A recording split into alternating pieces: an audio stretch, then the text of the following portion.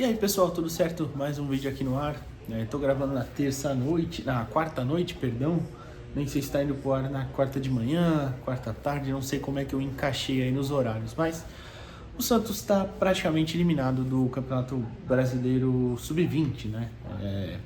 Hoje o empate em 3-3 com o Cruzeiro lá em Minas selou aí essa dificuldade, né, de classificação, porque, bom, a gente agora está em nono com 25 pontos, ainda tem mais um jogo em casa contra o Goiás, né, na última rodada no CTR Pelé.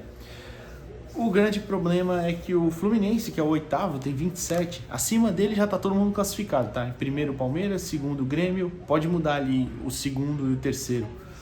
O Grêmio tem 34, o Flamengo 34, o Goiás 33, que já está classificado, nosso adversário, a gente não sabe se vai poupar ou não, mas enfim. O Atlético Paranaense 32, o Cruzeiro foi a 32 também com esse empate, mas já estava classificado. O Fortaleza 31. E aí a última vaga é a única que está aberta, o Flu tem 27. Só que o Flu joga amanhã, joga ainda nessa rodada. O Flu tem 2 jogos ainda. A gente só um. E pega o Internacional, que é o 17º colocado. Então, difícil imaginar... É fora de casa, tudo bem, mas é difícil imaginar o Fluminense não vencendo. E aí, enfim, né? Isso tudo é resultado de uma campanha que a gente perdeu muitos pontos que não poderia ter perdido, né? Tipo, Atlético Mineiro em casa, o Atlético Goianiense fora, o último colocado, a gente perdeu fora. O São Paulo, quando estava só com 2 vitórias no campeonato, também perdemos fora, enfim. Resulta nesse tipo de situação, né? O jogo de hoje em si nem foi um problema, porque se fosse no começo do campeonato, estava ótimo. Empatamos com o Cruzeiro, um time forte, um time que vai se classificar, como se classificou, fora de casa, mas hoje precisava vencer. E eu vou falar muito da partida ainda, tudo bem que teve uma interferência da arbitragem absurda. O árbitro marca um pênalti que estava 1 metro para fora da área, mas enfim, né? Não dá pra falar que a gente não vai se classificar por isso, né? Dá pra classificar ainda, né? Dá pra secar, se de repente o Inter vence amanhã, na última rodada a gente pega o Goiás em casa, como eu falei, e o Flu pega o São Paulo em casa também. Então, enfim, né? Ficou difícil. Mas a gente até pode ser ultrapassado também, porque o Ceará ainda joga na rodada, o Ceará tem 23, o Ceará se ganhar vai 26. E o Ceará pega o América Mineiro amanhã também, tá? O outro jogo de amanhã é Botafogo e Atlético Mineiro, os 2 já eliminados lá embaixo, né? Então, né, falar dessa partida aí. O primeiro tempo que o jogo começou muito igual, o Santos um pouquinho mais em cima, buscando o resultado e tal. Mas o Cruzeiro acha um gol, né? Uma boa jogada pelo lado direito da defesa do Santos. Que aí pra mim foi até uma falha geral, tá? Eu esqueci o nome do menino, que tem um nome bem difícil, inclusive. Mas eu vou ver se eu acho aqui enquanto isso. E ele leva pro fundo, bate pro meio da área. Ele, não sei se ele tentou cruzar ou não, mas ele meio que... Né, a trave tá aqui, ele chegou na linha de fundo e bateu de lado, né? E passou também no meio das pernas do João Fernandes. No meio das pernas não, entre ele e a trave. Achei que foi uma falha geral ali da defesa de deixar chutar. E do próprio João também, né? Que não poderia ter tomado esse gol. Mas enfim, aí o Cruzeiro abriu o placar. Eu tô tentando olhar aqui, repito, o nome do menino do Cruzeiro, que é um nome bem difícil. O Josefer, perdão. Fez uma boa partida, inclusive, bem chato, no bom sentido. E aí o Santos foi mais pra cima, né? O Santos buscou mais ir pra cima e criou chances. Aí a gente tem que elogiar que o volume de jogo foi muito grande, né?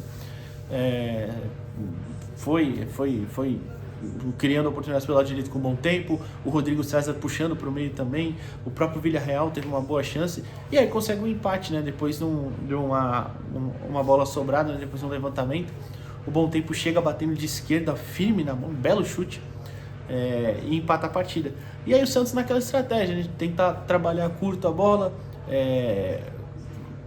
fazer um 2 e esticar a bola longa nos seus pontas, que são muito habilidosos, né? Conseguiu buscar até uma virada, né?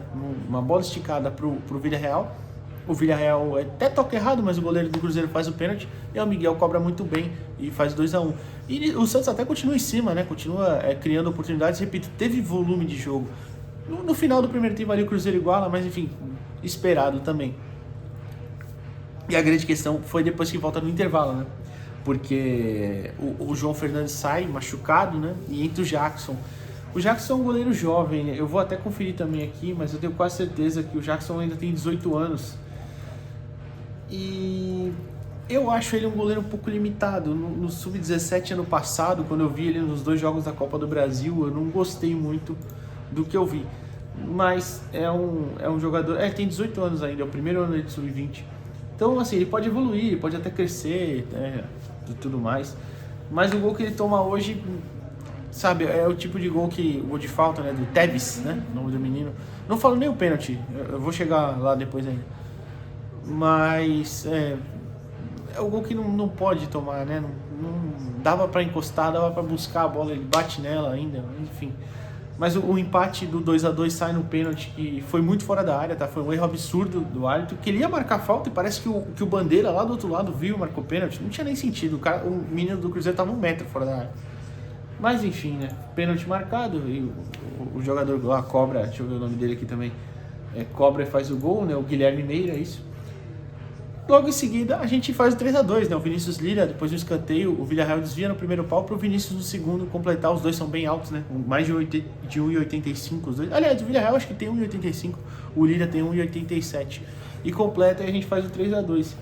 E aí o jogo estava até um pouco controlado, né? O Santos estava até sofrendo alguns ataques, mas acho que porque cansou principalmente a sua linha de frente. E a gente tinha um grande problema, que era o banco. A gente tinha poucos jogadores capazes de mudar a partida no banco. Por exemplo, o Ian não foi para a partida. Eu imagino que seja porque ele vai para a partida do profissional no sábado. Ou ele está machucado, não sei. Posso até estar perdendo alguma informação, não sei se ele estava suspenso. Acredito que não. Mas você, por exemplo, quando você não tem o Ian, você teria o Profeta como titular, né? Ou, sei lá, o próprio Gustavo Henrique, porque aí teve que jogar o Gabriel Simples na direita. Eu vou colocar o campinho com a escalação daqui a pouco. Mas sem o Ian já perde uma opção de banco, poderia ser o Profeta. Enfim, o Enzo também não viajou hoje, mas o Enzo, pelo que eu entendi, foi porque ele estava com um probleminha lá, um probleminha físico. Hoje, conversando no CT Pelé, algumas pessoas falaram isso aí. Mas não era nem certeza também entre o pessoal que trabalha lá no CT, então eu não sei. Mas o Enzo nem viajou para essa partida.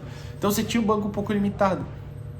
E como o Sub-17 jogou hoje também, acabou que não foram algumas peças que vão Sub-20. O Luca Meirelles, por exemplo, direto está no Sub-20. O Padula também está no Sub-20 direto. Hoje foi o Pradella ainda também. Enfim, então alguns meninos do 17 que poderiam estar no 20 estavam jogando pelo 17. E como o caráter de importância era dos dois, né, o Sub-17 precisava vencer também para classificar, com mais folga, mas enfim, então acabou não indo e aí a gente teve essa grande limitação aí no banco. E aí o time cansou, o Cruzeiro achou o gol de falta que, repito, para mim foi uma falha do goleiro e foi logo quando o Orlando tinha feito substituições. E eu até entendi as substituições, né? Foi o Matheus Felipe no Gabriel Simples, o Pradella no Rodrigo. O Rodrigo estava cansado mesmo, o Pradella acabou que não entrou bem, paciência, e o Kenai no Gustavo Henrique. Essa última, inclusive, eu acho que é até uma melhora, porque eu acho que o Kenai tem mais capacidade defensiva e consegue, tem uma visão de jogo ali um pouco, principalmente para bola longa, melhor que a do Gustavo Henrique.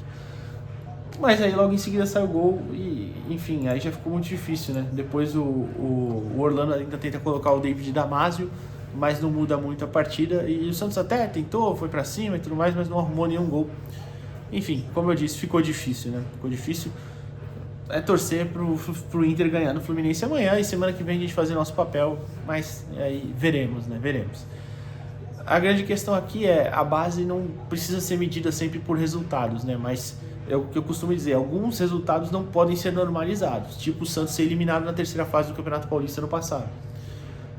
O Santos ser eliminado na primeira fase do Brasileirão Sub-20, apesar de antes dessa última safra de 2020, 2019, o Santos tinha realmente muitos anos indo mal no Brasileirão Sub-20, né? Até já tem um título, mas é bem de lá de trás, né? Se eu não estou enganado, eu vou procurar aqui, mas... Mesmo assim, eu acho que não pode ser normalizado ser eliminado na primeira fase. Mas acontece também, eu estou falando isso, claro, que não é para criticar todo mundo, que ninguém presta. Claro que não, tem bons jogadores lá, mas a campanha esse ano é irregular, principalmente no lado defensivo, bem mal, né? Eu sempre falo aqui nos vídeos, é uma defesa, uma das mais vazadas, apesar de ser o terceiro melhor ataque da competição, um ataque muito positivo. Enfim, e hoje até enfrentou, o ataque do Cruzeiro é o terceiro melhor do campeonato junto com o Santos, então é um ataque muito bom também, né? Tem ótimos jogadores também o Cruzeiro. Santos não tem um título, falei besteira, não tem título do Brasileirão Sub-20. Mas é isso, voltando a falar da partida. Teve o Alan Patrick, já foi artilheiro lá pelo Santos em 2009, olha só, que loucura. Enfim, então a gente tem... O Santos foi terceiro lugar em 2023, que foi ano passado, né? Campanha, mas acho que foi pela campanha, né? Tô olhando aqui no Wikipedia para ver os anos dos campeões, né?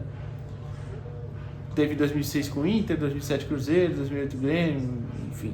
Aí depois, isso foi sem ser organizado pela CBF até 2014, e depois de 2014 foi organizado pela CBF, que aí teve Fluminense, Botafogo, Cruzeiro, enfim, vários times lá campeão.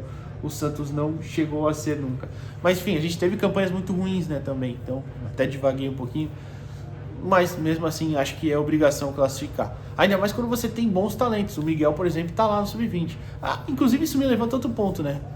Com a eliminação do Sub-20, a gente tem, no Brasileiro, a gente tem só o Paulista. Não sei se vai ter depois... a gente não vai disputar a Copa do Brasil, porque a Copa do Brasil é só os campeões dos estados, né? Os campeões estaduais, mais campeão da Copa do Brasil, do ano anterior, mais o Brasileiro, enfim, tem algumas coisas ali. E a gente não vai disputar. Então, o calendário pode até ser que entre numa Paulista Cup, não sei, já foi a Paulista Cup até, né? É um campeonato de menos importância, de qualquer forma. Será que agora esses meninos vão ser mais aproveitados? Porque algumas vezes as desculpas são, né? Que tem jogo importante no Sub-20. O Sub-20 tem que servir ao profissional, né? Mas tudo bem. Será que vai ter isso? Vamos ver, né?